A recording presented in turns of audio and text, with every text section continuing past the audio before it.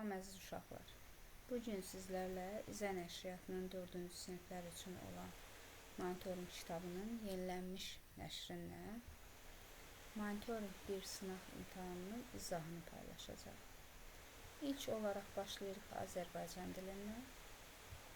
Bildiyiniz kimi Azərbaycan dilində ilk 3 sual əvvəlki illərdə monitoring imtahanına düşmüş suallardandır.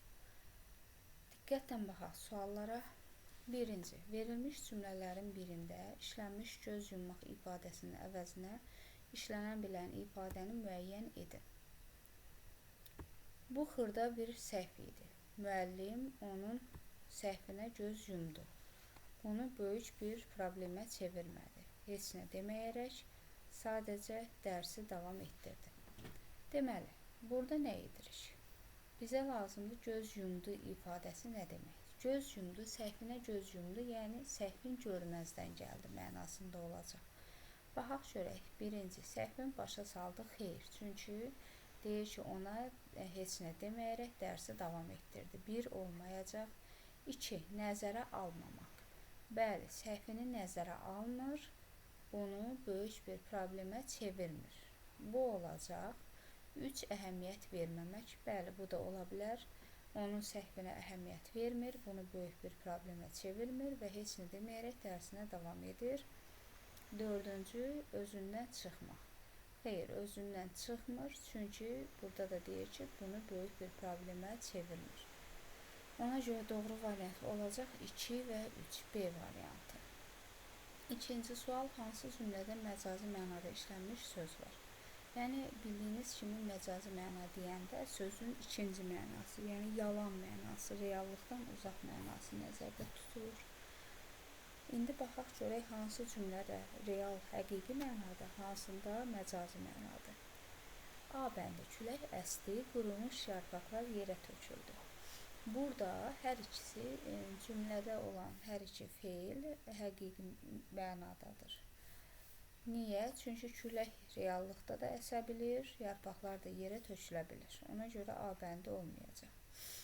Sonra B bəndi, çay dağların arasından axırdı. Bəli, 2 dənə dağ ola bilər və onun arasından çay axa bilər. Bu da normaldır, həqiqidir. C bəndi, səhər günəş dağların arxasından görünürdü. Bəli, bu da həqiqidir, dağların arxasından günəş görünə bilər. D bəndi, onun sözləri ürəyimə toxundu. Toxunduğu üçün biraz kədərləndim. Artıq burada məcazi məna olacaq. Çünki söz ürəyə necə gedib toxuna bilər ki? Yəni, xətrinə dəyir, inciyir mənasındadır da. Söz əslində reallıqda ürəyə gedib toxuna bilmir. Ona görə məcazi mənada olacaq. Üçüncü sual. Məktəbin pedaqoji komanda heyəti yeni dərs ilinə ciddi hazırlaşır. Müəllimlər dərs planlarını yenidən işləyirlər. Cümləsində işlənmiş heyət sözünün mənasını müəyyən edin. Uşaqlar, heyət sözü, belə deyək, komanda sözünə diqqət edin burada. Komanda heyəti. Yəni, komanda nə olur? Komanda bildiyimiz kimi insanların birləşdiyi bir toplumdur. Məktəbdə komanda ola bilər, yarışda komanda ola bilər, nə bilim, sinifdə komanda ola bilər və s. Yəni, gördüyünüz kimi, bunların hamısı insandır. İndi bunu belə bilməsəniz, variantda verilən sözləri bir-bir o komanda, heyət sözünün yerinə qoyun, görün hansında məna dəyişməyəcək. Dəyişmirsə doğru olur. Plan ola bilməz. Komanda planı yeni dərs ilinə ciddi hazırlaşır. Yəni, bu uyğunsuzdur. Komanda məqsədi yeni dərs ilinə ciddi hazırlaşır. Komanda hörməti yeni dərs ilinə ciddi hazırlaşır. Yox, komanda üzvləri yeni dərs ilinə ciddi hazırlaşır. Artıq bunu qoyanda məna uyğunluğu olur. Ona görə də doğru cavab olacaq B variantı. Keçirik mətnə və mətnlə bağlı sualları oxuyuruq. Deməli, ilk öncə onu qeyd edeyim ki, mən mətni oxumayacağam. Özünüz kitabdan da oxuya bilərsiniz. Kitabdan oxumasanız belə, baxın, burada, bu hissədə siz mətni oxuya bilərsiniz. Videonu saxladaraq və yaxud da yavaşladaraq, hər nə formadasa, axırı bu mətni oxumaq olar. İndi mətni mən bir hissəsində göstərim. Artıq, bəli, bu da sonuncu hissəsi. Mətni oxuyandan sonra mən mətni qaytarıram ki, burada verilən sualları mətndən tapacam. Baxırıq bura. Ümumiyyətlə, mətnlə işləməyin əsas qaydası nədir? Sualları mətndə axtarıb tapırıq. Birinci, onu qeyd edeyim ki, mətni əvvəlcə bir dəfə, iki dəfə oxuyursunuz ki, hansı cümlənin təxmini harda olduğunu bilə biləsiniz. Daha sonra isə sualları mətndə axtarırıq. İndi baxırıq. Mətnə əsasən klasteri tamamlaya biləcək fikirləri seçin. Alabaxta. Yəni, alabaxtaya aid fikirləri seçəcəyik. 1. Bir dəstə göyərçinin başçısı idi. Gəlin mətndən axtaraq. Burada deyir ki, göyərçinlərin arasında alabaxta adlı bir başçı var idi. Yəni, bu göyərçinlər bir dəstə olur və alabaxta adlı başçısı var idi. Doğrudur. Göyərçinlər onun hər əmrinə tabe olurdular. Bəli, o göyərçinlərə dedi ki, toru qaldıraq havaya, qaldırdılar. Sonra göyərçinlərə dedi ki, daha biraz da səbr edin, uçaq çataq kəsəyinin yanına səbr etdilər. Yəni, göyərçinlərə nə desə ona tabe olurlar. Ona görə bu da doğrudur.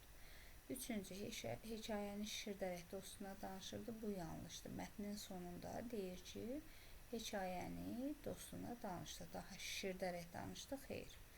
Dördüncü, müdrük, dünya görmüş göyərçin idi. Bəli, baxın, burada da qeyd olunub ki, alabaxta çox müdrik, dünya görmüş və təcrübəli bir quş idi. Ona görə də bunu da doğru götürəcəyik. Nicat yolunu toru dimdikləri ilə dimdikləməkdə gördü. Xeyr, bu yanlışdır. Nicat yolunu toru havaya qaldırmaqda görmüşdür. Ona görə bu olmayacaq. 4, 2 və 1. 1, 2, 4. Hansı variantımızdır? D variantı. 5. Çərçivədə verilmiş hissəni hansı yarımbaşlıqla adlandırmaq olar? Əvvəlcə çərçivədə verilmiş hissəyə baxırıq. Budur çərçivədə verilmiş hissə. Mən artıq oxumuram, siz özünüz oxuyursunuz və oxuduqdan sonra belə anlayacaqsınız ki, çərçivədə verilmiş hissədə göyərçinlərin və alabaxtanın birlikdə hərəkət etməsi, azadlığa qovuşmaq arzusu, kəsəyənin yanına gəlməsi və kəsəyənin onların torunu doğramasından bəhs olunur. Ona görə də burada gələn təhlükə xeyir, bu yanlışdır, bu olmayacaq. Qorxu və həyəcan, bu da yanlışdır. Qorxu və həyəcan əvvəldə idi. Ovçunun sınağı, bu da yanlışdır. Doğru cavab azadlığa yol. Bəli, burada artıq azadlığa yol tapmışdılar. 6. Mətnin məzmun və hekayə xəritəsinə əsasən səhvləri müəyyən edin.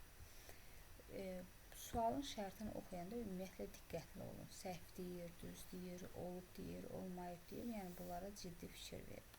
İndi baxırıq. Göyərçinlərin hekayə xəritəsi budur. Mətndə budur gördüyünüz kimi. Hekayə xəritəsində göyərçinlərin tora düşməsi. Bu hadisə harada baş verir? Daha doğrusu baş verdiyi zaman günorta, baş verdiyi məkan çəmənlik. İndi baxırıq. Hadisə ümumiyyətlə burada tam olaraq deməyib, amma hadisə səhər baş verib. Çünki bildiyiniz kimi quşlar səhər-səhər çəmənliyə qonurlar. Orada rəqs edirlər, küləklə rəqs edirlər. Sonra nə var burada başqa? Sərbəst və xoşbəxt şəkildə uçurlar çəmənlikdə.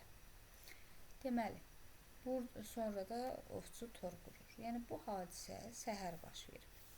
Ən azından səhəri burada tapmasanız belə, düşünün ki, günortanın da adı yoxdur. Ona görə günortanı biz yanlış götürəcəyik. Amma çəmənlik var. Bəli, çəmənlikdə. Görürsünüzmü?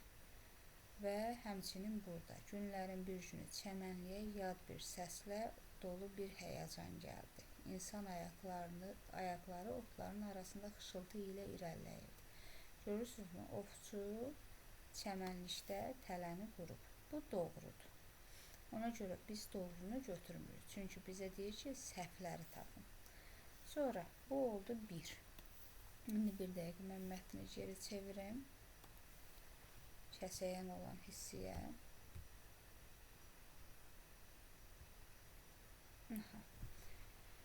Baxırıq bura. Dedik ki, günorta yanlış oldu. Bunu götürdük yanlışdır deyə səhvləri axtarırdıq.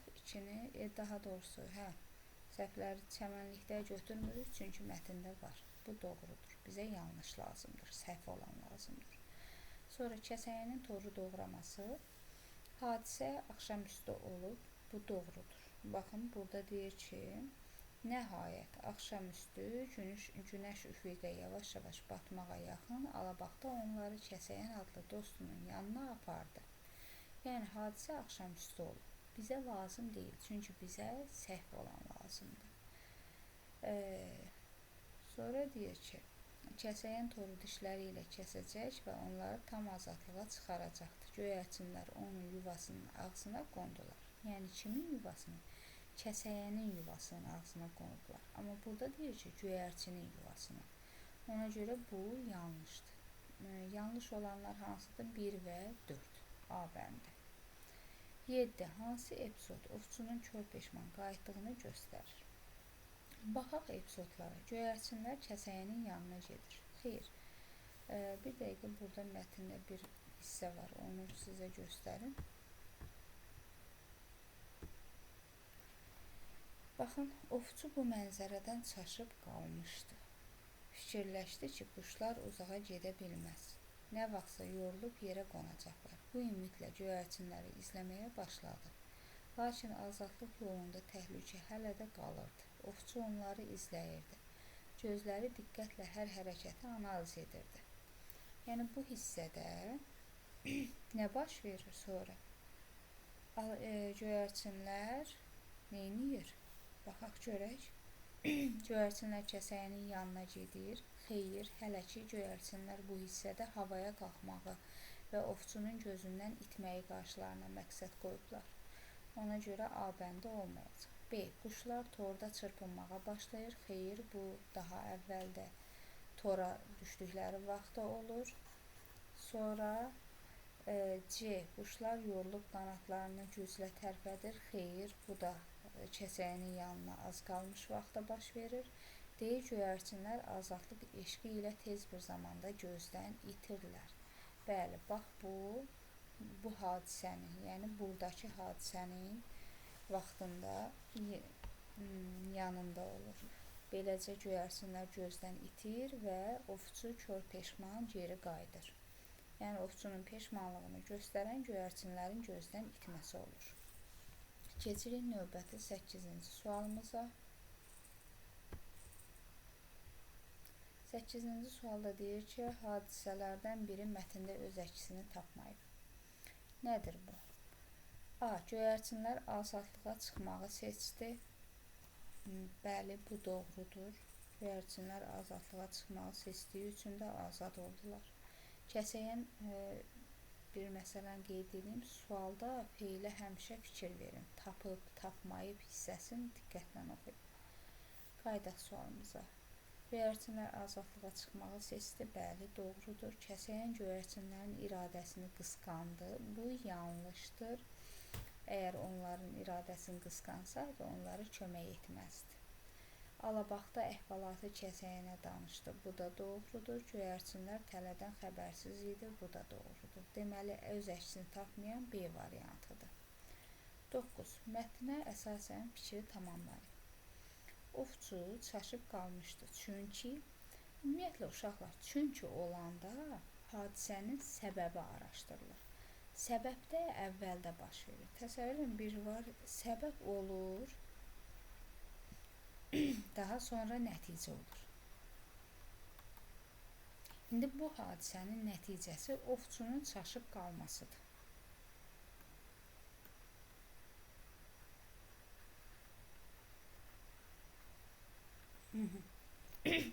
Səbəbi axtaranda ovçu niyə çaşıb qaldı? Bunu tapmalıyıq. Bunun üçün də bu ovçu çaşıb qaldı cümləsini gəlib mətndə axtarıb tapırıq. Budur.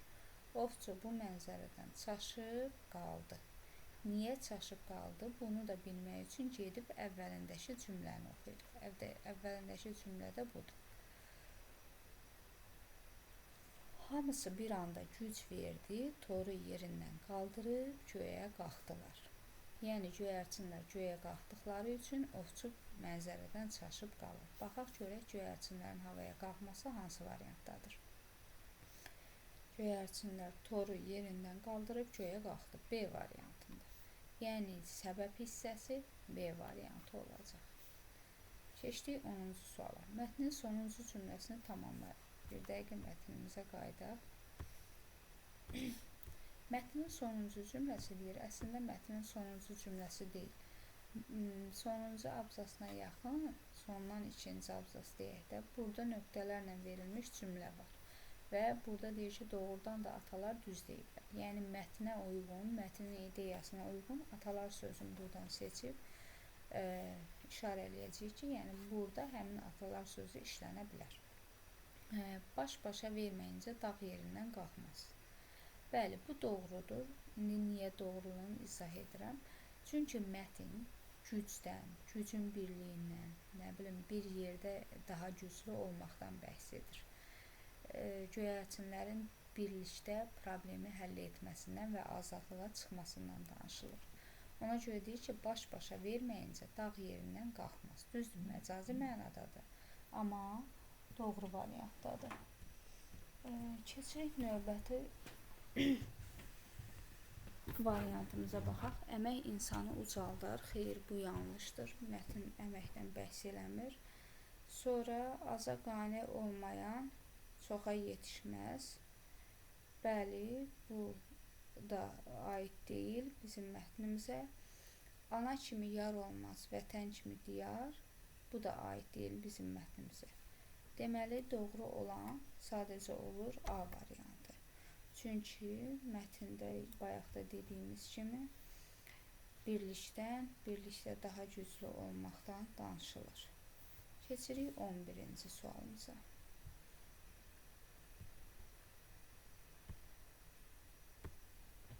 11-ci sualda deyir ki, mətnə əsasən doğru fikirləri müəyyən edin. Yəni biz burada Alabaxtıya aid olan doğru fikirləri seçəcəyik, Kəsəyənə aid olan doğru fikirləri və ya Ovçuya aid olan doğru fikri seçəcəyik. Alabaxta sonda təslim olur. Xeyr, yanlışdır. Göyərçinlərə yol göstərir. Bəli, doğrudur. Yazıram 2. Kəsəyən dostunu xilas edir. Doğrudur. Toru kəsməyi bacarmır. Yanlışdır. Yazıram 3. Ovçu göyərçinləri tutmağı bacarır. Yanlışdır. Göyərçinləri qarabaqara izləyir. Doğrudur. Olur 6. 2, 3, 6 D variantı. 12. Hansı fikir kəsəyinin xarakterinə uyğundur? Dostlar gündə tanınır. Bəli, bu doğrudur. İndi digərlərinə də baxaq. Ağıl yaşla ölçülməz. Bu yanlışdır. Yalan ayaq tutar, amma yeriməz. Bu da yanlışdır. Kəsəyənin yalan danışmır burada. Və yaxud da B variantında ağıl yaşla ölçülməz. Kəsəyən, yəni bilmirik, yaşda balacadır yoxsa yox. D. Oğru elə qışqırdı, doğrunun bağı yandı. Bu da yanlışdır. Yəni bu mətnə aid deyil. Doğru variant olacaq A. Dostlar gündə tanınar. Yəni Kəsəyəni Alabaxtdan dost idi və dar gündə onları tordan xilas etdi. Keçirik növbəti mətnimizə. Növbəti mətnimizdə yenə eyni qayda ilə buradan oxuya bilərsiniz. Bir dəqiqə. Bir hissəsi bu və belə. Və keçək birbaşa suallarımızın izahına. 13. Mətnin məzmununa əsasən hansı fikri söyləmək olar? Yəni mətni oxuduqca özünüzə görəcəksiniz ki, mətndə nədən danışılır? Atlas yalnız proqramlaşdırılmış tapşırıqları yerinə yetirə bilər. B. Atlas gələcəkdə insanlara müxtəlif sahələrdə yardım edə bilər. Atlasın əsas məqsədi yalnız əyləncə və akrobatik nümayişlər etməkdir. Atlas inkişaf etdirilməyən köhnə bir robot modelidir. Deməli, uşaqlar, burada mətni oxumuşsunuzsa, özünüz də görə bilərsiniz ki, bunlardan hansı olacaq? Baxın bura, sonuncu abzasa deyir ki, Atlas texnologiyaların gələcəkdə insanlara müxtəlif sahələrdə xilas etmə işlərində, tibbdə və gündəlik həyatda kömək göstərə biləcəyini sübut edir. Yəni nə edir? Gələcəkdə insanlara müxtəlif sahədə yardım edə bilər. Bunu əsas fikir budur. Sonra keçdik 14-ə. Atlasın yüksək mahiyyət tələb etməsi hansı çətinliklərə səbəb oldu? Çətinliklər yaradır daha doğrusu. Baxırıq, Atlasın müəyyən çətinlikləri vardır. Onun hazırlanması çox yüksək maliyyə vəsaiti tələb edir. Əlavə olaraq hərəkətləri hələ tamamilə müstəqil deyil. Deməli, yüksək maliyyə vəsaiti tələb edirsə, yəni buradan məntiqi bir nəticə çıxartmaq olar ki, nə baş verə bilər? Akrobatik bacarıqlarla. Xeyr, yəni maliyyət nə deməkdir? Gəliri, pul, yüksək pul tələb edir ki, onu maliyyə tələb edir, pul tələb edir ki, onu yenidən istehsal eləyəsən. Ona görə akrobatik hərəkət deyil. Fiziki gücünə xeyr təsir eləmir, ilk təqdimatına bu da təsir eləmir. Doğru cavab A olacaq. Robotların kütləvi istehsalına, yəni baha başa gəldiyi üçün robotları kütləvi istehsal edə bilmirlər. Keçdik 15-ci tapşırığa. Deməli, əvvələ qayıtmıram. Əvvəldə, mətnin əvvəl hissəsində 2013-cü il tarixin ilk təqdimatı var onunladır. Ona görə elə birbaşa bunu C ilə işarə edirəm. Çünki burada bəzi qeydlər var, onları deyəcəm. Sonra fövqəladə hallar. Nədir? Baxaq, fövqəladə halları mətndən tapırıq. Bu robot fövqəladə hallar zamanı axtarış xilas etmə işlərində, dağıntılar altında insan axtarışında və təhlükəli zonalarda istifadə edilmək üçün nəzərdə tutulub. İndi fövqəladə hallar burada hansıdır? Təhlükəli zonalar. Çünki baxın, burada da təhlükəli zonalar sözü var. Həmin bu fövqəladə hallar olan cümlədir. Sonra akrobatik hərəkətlər. Akrobatik hərəkətlər bir dəqiqə. Burada Atlas digər insana bənzər robotlarla müqayisədə daha mürəkkəb hərəkətlər, tullanmaq, fırlanmaq, hətta havada çevrilmək kimi bacarıqlara malikdir. Yox, bir dəqiqə, bu deyil. Akrobatik hərəkətlər, əvvəldə idi. Bir dəqiqə onu da tapım mən, qayıdım əvvələ.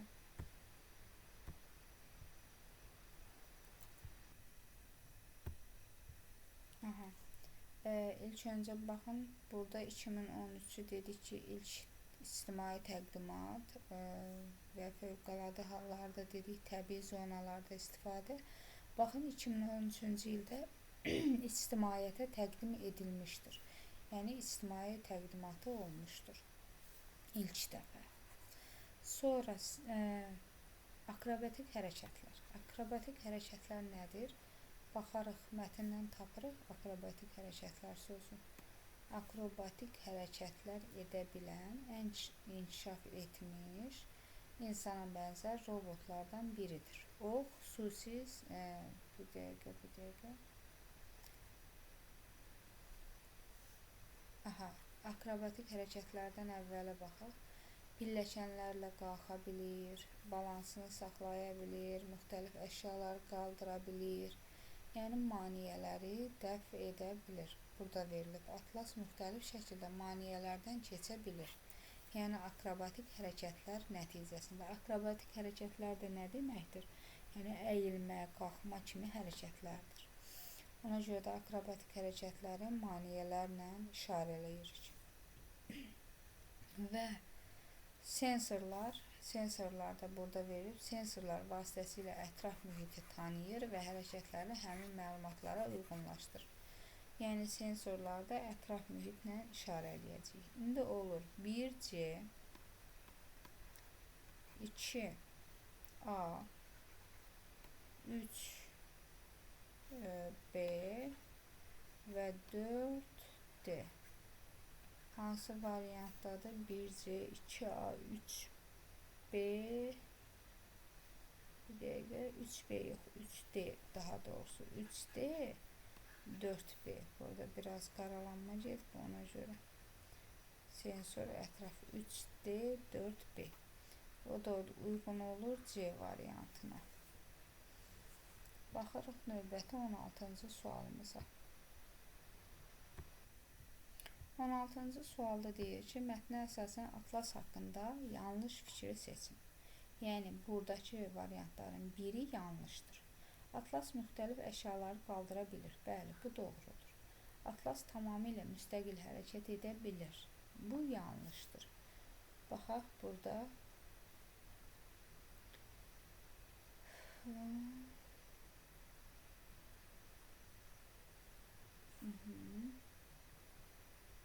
Bir dəqiqə mətni çevirim.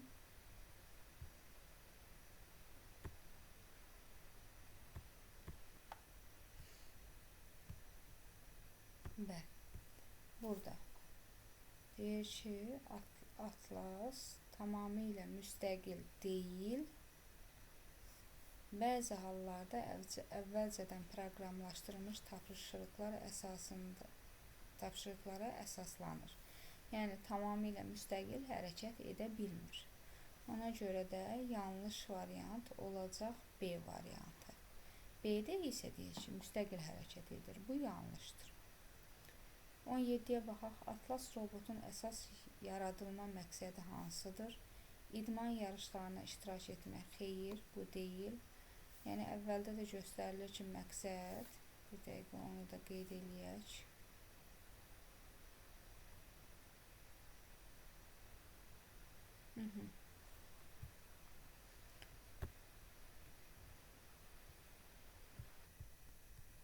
Bəli. İkinci abzasda da qeyd olunur ki, bu robot fövqəladə hallar zamanı axtarış xilas etmə işlərində, dağıntılar altında, insan axtarışında və təhlükəli zonalarda istifadə edilmək üçün nəzərdə tutulub. Yəni, əsas məqsədi budur. Bu da olur B variantı, fövqəladə hallar zamanı axtarış xilas etmə işləri görmək üçün nəzərdə tutulub. Musiqi ifa etmək üçün xeyr, ev işlərinə kömək etmək üçün deyil, idman yarışlarında iştirak etmək üçün də deyil. Mətnə əsasən atlas haqqında yanlış fikri seçin. Səbəb və nəticə. Bayaq biz dedik ki, birinci səbəb baş verir, sonra nəticə. İndi baxaq, A bəndi. Atlas müxtəlif maneələri aşır. Nəticədə fövqəladə hallar üçün istifadə olunur. Bəli, bu doğrudur. Sonra B variantı. Atlas yüksək maliyyət tələb edir. Nəticədə onun hazırlanması çətindir. Bəli, bu da doğrudur. C. Atlasın hərəkətləri tam müstəqil deyil. Nəticədə o akrobatik hərəkətlər edir. Bu artıq yanlışdır. Burada pozulur səbəb-nəticə əlaqəsi. Əslində olmalı idi. Atlasın hərəkətləri tam müstəqil deyil. Nəticədə o sərbəst hərəkət edə bilmir. Proqramlaşdı və yaxud da proqramlaşdırma ilə hərəkət edir. Belə də ola bilər. D variantında atlas üzərində iş davam edir. Gələcəkdə insanlara müxtəlif sahələrdə kömək edə bilər. Bəli, bu da doğrudur. Mətnin sonuncu abzasında öz əksini tapıb. Deməli, yanlış variant C variantı olmuş olacaq.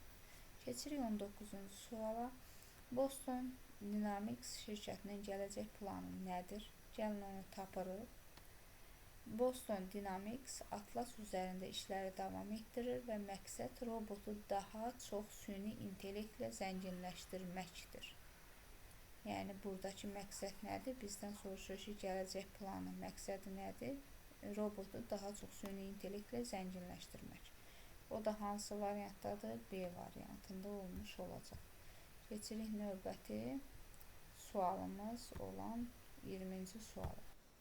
20-ci sualda isə deyir ki, atlas digər insana bənzər robotlardan əsas fərqi aşağıdakılardan hansıdır?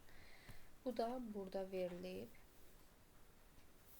Atlas digər insana bənzər robotlarla müqayisədə daha mürəkkəb hərəkətlər, tullanmaq, fırlanmaq və hətta havada çevrilmək kimi bacarıqlara malikdir.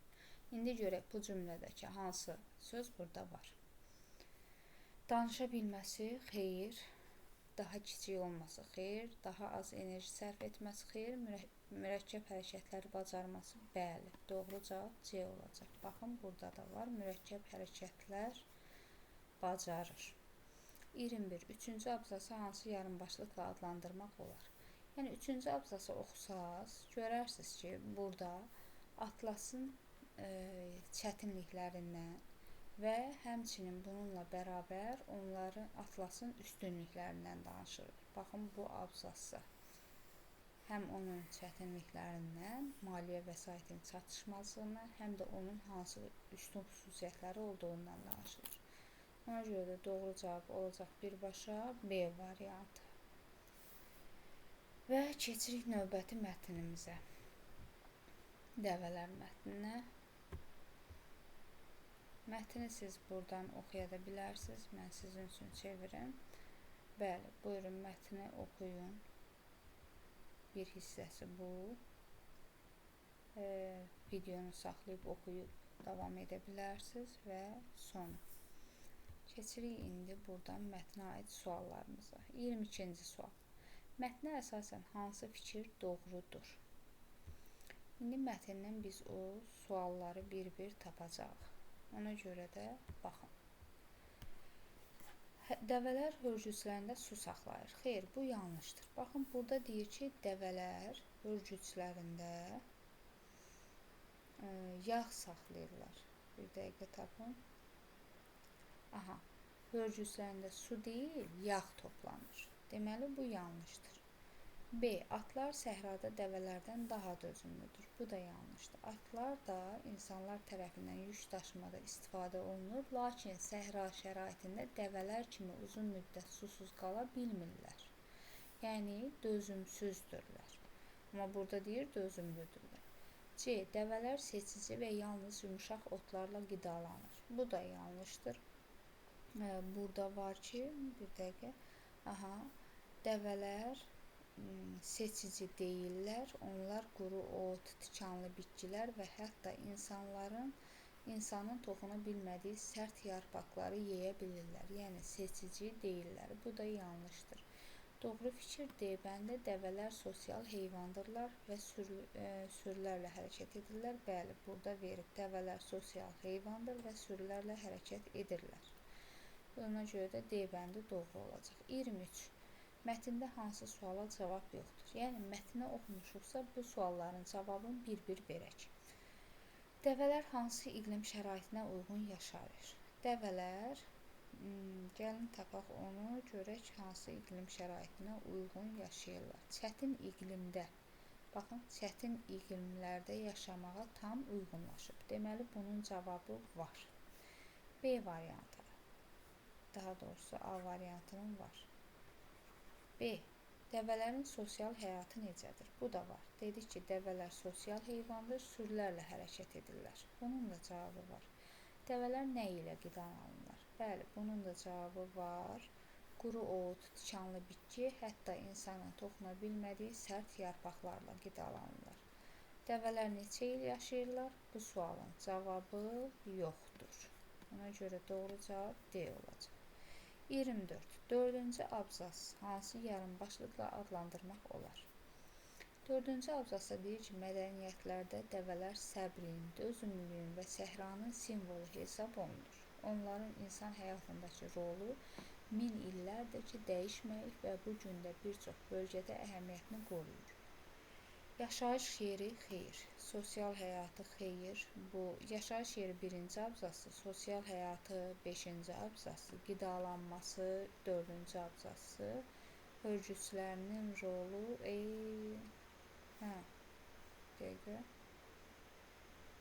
yaşayış yeri, sosial həyatı, qidalanma. Üzr istəyirəm, mən 6-cı abzası oxumuşam. 4-cü abzas, bəli, qidalanma. Bunu mən 6 kimi qəbul eləmişəm. Doğru cavab olacaq C variantı. 25 ilə qarışdırmışam. Doğru cavab burada C variantı olacaq, çünki 4-cü abzası qidalanmadan bəhs olunur. Və 6-cı sonuncu abzasın deyir, əsas məqsədi nədir? Bayaq da oxudum. Buradakı sonuncu abzası. Dəvələrin çəkisini və boyunu izah etmək, xeyr, bu yanlışdır. Dəvələrin səhrada yaşamaq qabiliyyətini göstərmək, bu da yanlışdır. Dəvələrin simvolik rolunu və əhəmiyyətini göstərmək, bəli, bu doğrudur. Baxın, burada simvol sözü var. Ona görə simvolik rolunu, əhəmiyyətini göstərir. Simvolik rolda nədir? Səbrin və dözümlülüyün göstəricisidir. Budur. Keçdik növbəti 26-cı sualımıza. Dəvələrin burun və kirpiklərinin xüsusiyyəti nədir? Tapırıq mətndən həmin cümləni. Baxırıq. Burun və kirpikləri.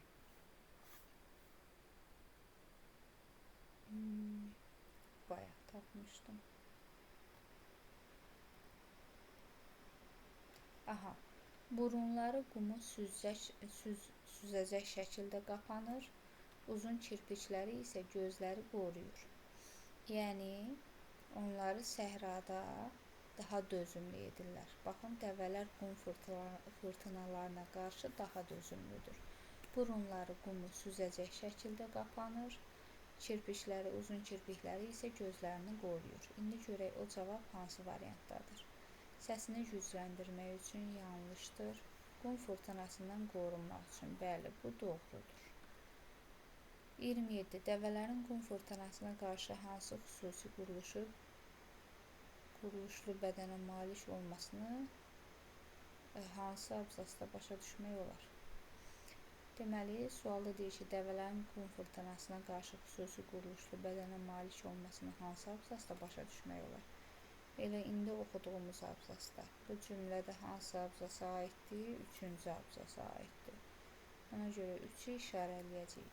Uşaqlar, abzaslar nə deməkdir? Baxın, onun bir dənə deyim, ola bilər ki, bəziləriniz bilməz. Abzas mətndə müəyyən bir fikrin bitməsidir. Baxın, abzasları müəyyən eləməyə ən rahat yolu qarşısında boşluq olmalıdır. Bu boşluq və bu boşluq. Deməli, bu boşluqdan bu boşluğa bir abzasdır. Bura boşluq və bura boşluq. Deməli, bura 2-ci abzasdır. Bura boşluq, bura boşluq. Bura 3-cü abzas. Bura 4.